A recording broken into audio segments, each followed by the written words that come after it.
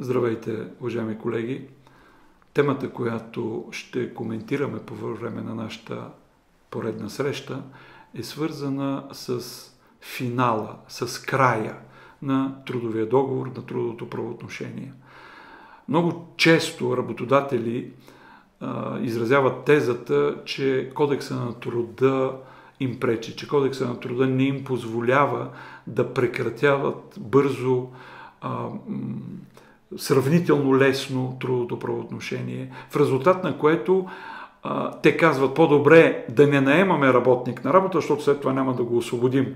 Или, казвам с други думи, да ползваме работника без да сключим трудовия договор, защото после трудно ще го прекратяваме. Анализите на Кодекса на труда показват, че той съдържа в себе си 52 различни начина на прекратяване на трудовия договор.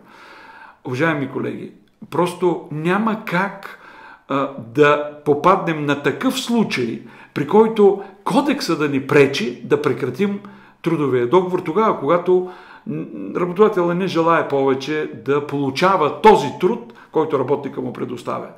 Ще се опитам в хода на нашата дискусия да покажа разликите между един или друг начин на прекратяване на трудовия договор, като определено ще се спрем на най-сложните, най-рисковете, на тези начини, където най-често се греши от страна на екипа на работодателя, и заедно с това ще покажем онези начини, които съществуват, разписани са в закона, но по една или друга причина не се използват от работодателя, най-често поради незнание, а всъщност те дават изключително благоприятни възможности за прекратяване на трудовия договор. Ще се спрем на 7 специфични начина на прекратяване на трудовия договор и ще покажем техните силни и слаби страни. Естествено, отново ще се спираме във всеки един от тези начини на прекратяване на трудов договор и на съдебната практика, на грешките, които се допускат, така че след края на нашата среща вие да имате наистина много пълна информация по какъв начин може да бъде прекратен трудовия договор на един, втори или трети ваш служител.